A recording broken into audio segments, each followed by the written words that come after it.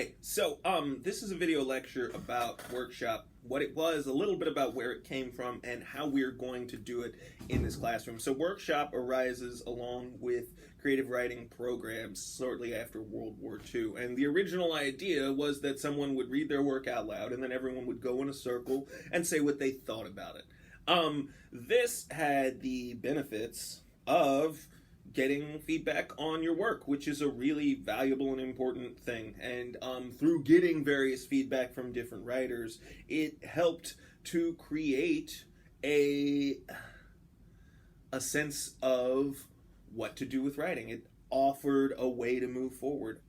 Also, and this is kind of for me, by the most important part is that through thinking about other people's work, each writer becomes more effective at delineating what they like about writing, what specifically they think writing should be doing, what you'll hear me refer to as creating a personal aesthetic, right? Knowing what about fiction, in this case, specifically works for you, what you think a story should do, how you think a story should be put together. I'm hoping that I've shown you a wide variety of fiction and a growing variety of fiction to help you increase that knowledge base.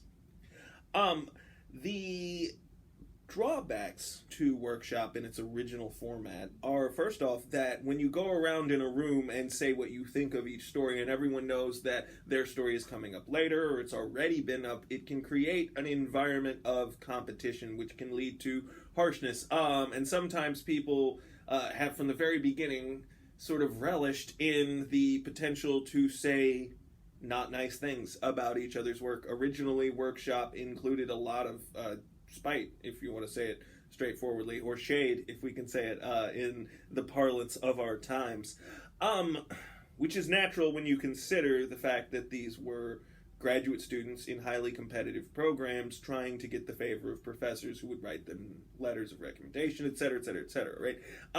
There's this notion of competition that can be created, and that can be a really problem. Also, it can create sort of this idea that if everyone in Workshop likes something, it must be good, and if everyone in Workshop doesn't like something, that it must be bad. And those are just not accurate statements. Each workshop is limited by the number of people who are there and their own particular views and considerations. There are so many stories of writers whose work was not well received in Workshop that we now see as amazing parts of the canon and community. And that's a natural case and has happened more often to women and minorities than it has to men, though, of course, again, across the spectrum, the same is the case. It sort of creates this idea also of sameness, right? Where if we're all getting our stories critiqued in the same environment, we're all going to move towards the same kind of good, and that sort of is something I worry about. I worry that Workshop creates this idea of a Workshop story, a story that everyone in Workshop will approve of, that may or may not be what the writer themselves is most interested in writing. So, also for us particularly, of course, the original concept of Workshop involved everyone being in the same place at the same time, and we don't have that option, so we have to make some adjustments. So, the way that we will do Workshop, let's start with the technical aspects of it, and then we're going to talk about what specifically I want you to do when you're thinking about it. So each week, 2 stories will be posted for critique and comment. Your job is during that week, and it has to be during the week specifically posted. I'm hoping that your syllabus clearly delineates which weeks go with which stories. If you have questions, please let me know and let me work towards that. So within that week, you will read the 2 stories and write comments about them. That's the basics of it. But within that week, I'm also hoping that you will create a conversation that is to speak with each other and create a dialogue by responding to each other's feedback, etc. So, each writer will, each student will, when it is not their story, not a story that they have written, will write detailed feedback And I want you to use this specific format. So we're going to do 3 parts.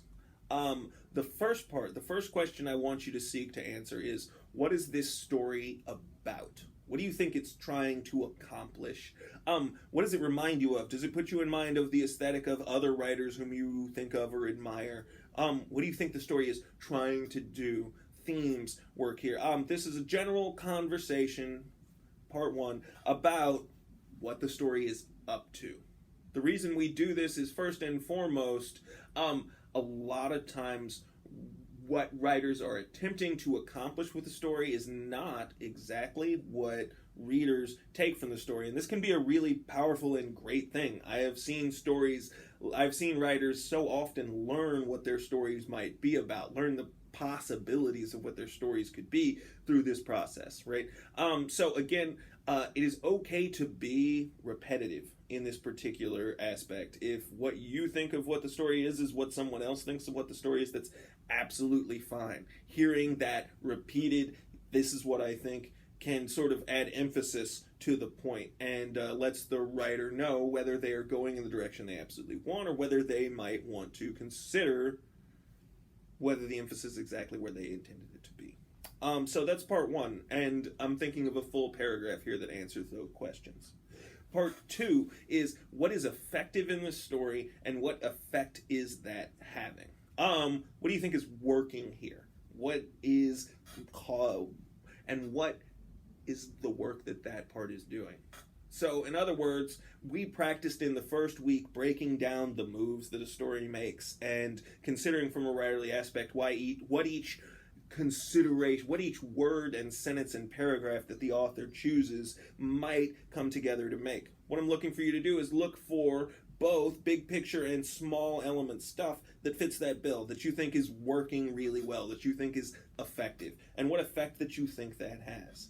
Again, this helps the writer recognize what other people approve, what other people find effective in their work, but it also lets them know what effects are being achieved, which is almost as important, right? So make sure to answer that second part, not just this is good, but this is why I think it's good, or more even specifically, this is the effect that I think that effective part is.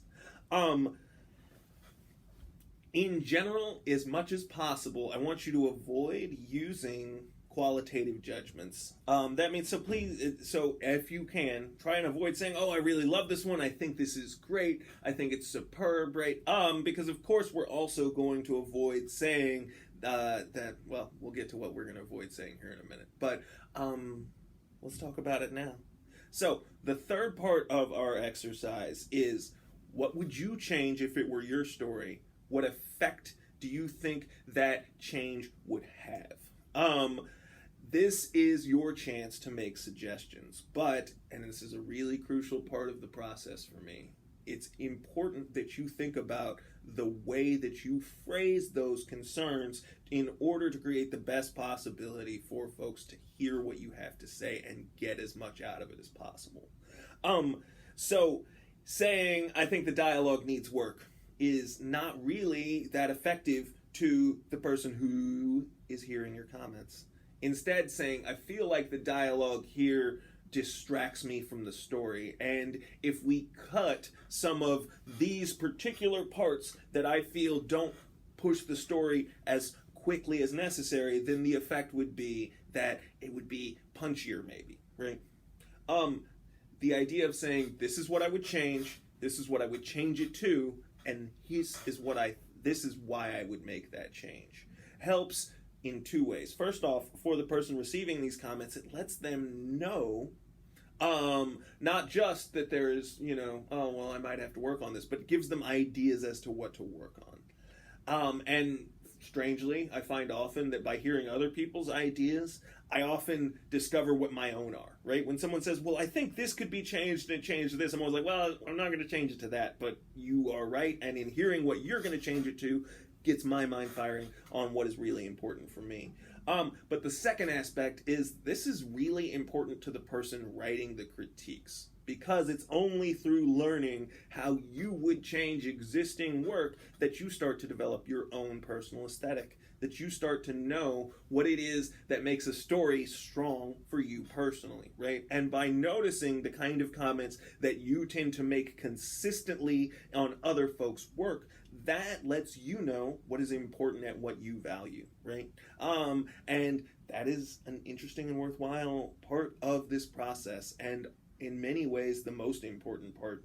By reviewing the work of others, we develop a sense of what works for us and what we personally think the difference is between effective writing and less effective writing. So I told you earlier to avoid saying positive words. That's partially, and that's entirely because I also want you to avoid saying negative words. And that's probably more straightforward. You probably caught that as coming, right? We're not going to say this is bad. We're going to say I would change this to this, and here's why. That is just the reason for that is because from a psychological standpoint, you're creating a situation where folks are much more apt to hear what you are trying to say. If you lead with this is wrong, most people automatically leap to a position of defense. It's natural. And so to help dissuade that, we're going to make sure to follow this 3-part format in our comments. And just one last time from the top, what is it doing? Part 1. What is effective and what effect does that particular part have? Part 2 and part 3, what would you change? What would you change it to? And what effect do you think those changes would have? Another note on part 3, please be bold. I want you, it's natural to want to say, I think the story's really good, I wouldn't change very much. And that's kind of a fair concern. I understand where you were coming from, but I am asking you, if it were your story, what would you do to put your spin on it, right? And that in general, if you make big suggestions, wild suggestions, huge suggestions, you're only offering a more wide array of possibilities for the person who's reading your story. If you focus on phrasing things the way that I've asked you to, big suggestions really just open the door to intriguing possibilities. So feel free and encouraged to consider what would happen if you change something about the plot. What would happen if you change something about the character, about the point of view, about the general delivery, right? Like, do we want more sentence variety? Do we want to consider this from a more artistic point, or a more... What I meant by artistic was to use more descriptive language. Do we want instead to move more in an icebergish direction and cut out a lot of detail and leave a lot more to the reader to understand? Should we reorganize events? Things like that. Do you get where I'm coming from? The wider an array and the bigger and bolder your suggestions, the more effective they are to your audience. So that is the primary thing we're going to get done during workshop. Each person will post those comments to the appropriate forum, and I'm going to create another instruction on that just so this one doesn't run too terribly long. But I wanted to close with what the job of the person who's read those comments, or whose story it is, what they are supposed to do in this process. So first off, I will post a forum with your name on it, and you will post your story to that forum, and that's how everyone will read your story. That also lets me grade things more conveniently. Then you should read everyone's comments, and if you would like, you can ask questions. But I want you to not make statements. So there's this push to defend your work or to explain it, right? And I want you to resist that urge because it creates a false situation for you.